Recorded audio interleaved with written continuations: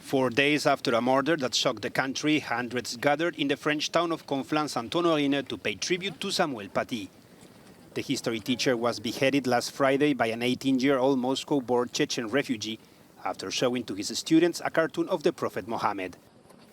After several police operations, 10 people are currently detained. President Emmanuel Macron has vowed to intensify the fight against radical Islamism. We know what we have to do. We know. Our citizens are waiting for us to act, and we'll intensify these actions. You have already seen in the last few days that dozens of operations have been launched against associations, but also individuals who have a project of radical Islamism, an ideology to destroy the Republic. Among these last actions, the authorities have ordered the disbanding of a domestic militant Islamist group known as Sheikh Yassin for being directly implicated, and the closure of a mosque in the Paris suburb of Pantin for 6 months.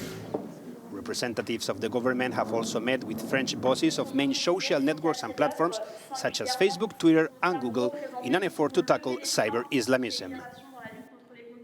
The French National Assembly has joined in the tributes and observed a minute of silence in memory of the teacher. Une minute de silence.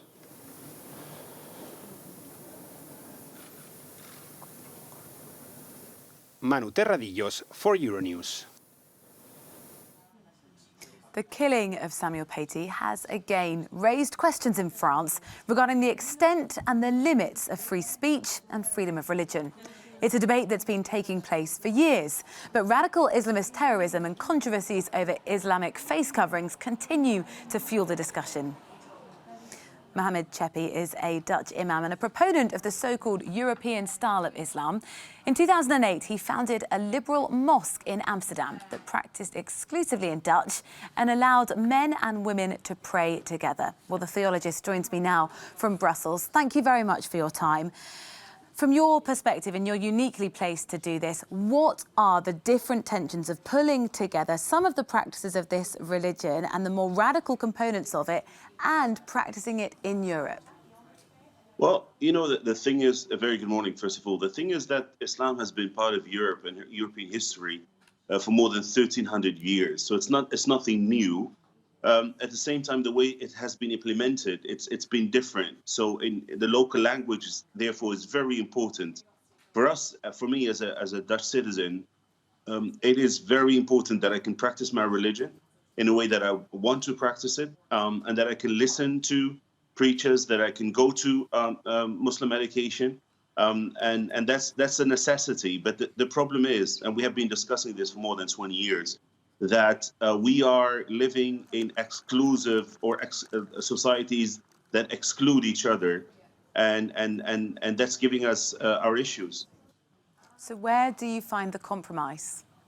The compromise is you have to invest in including each other and in understanding each other in a society where we are willing, because the mistake that is being done now, you see an individual act, and it's directly linked to an ideology. It's directly linked to a community.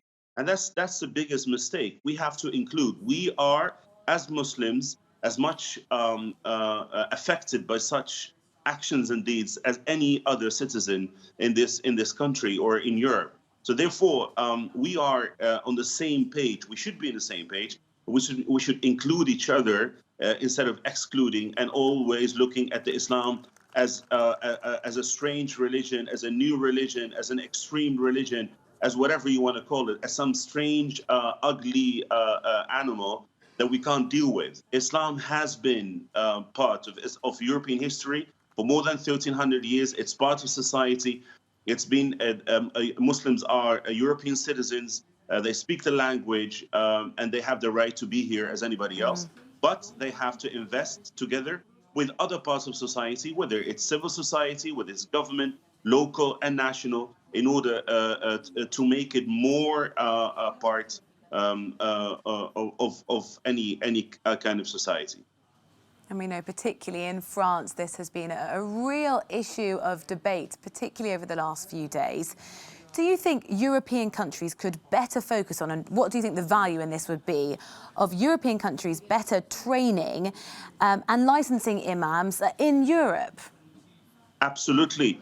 The problem is, who will train these imams? As soon as you talk about this training done by government, then society is not going to accept it. The Muslim community is not going to accept it. When you say it's going to be trained by the Muslim community, the society or the other parts and the government does not accept it. So we have to find a way where we can find each other and talk as partners instead of, a victim or somebody who's accused. So yes, we have to have a Muslim. I don't call it a European Islam. I call it European Muslim. We have to have more implementation of Islam in Europe, and call it in the European way, with the European languages. And yes, one of the most important parts we should invest in is the Muslim leaders. We have to create new Muslim leaders in Europe that will lead the way to a better presentation or a better position of Islam in Europe. And yes, for that, we have to be partners. What happened now in France, sadly enough, has been before that, I think a week before, Mr. Macron was talking about Islam going through rough times. I think that's already that exclusive message, or that excluding message. It's Muslims that go through a tough time. That's correct.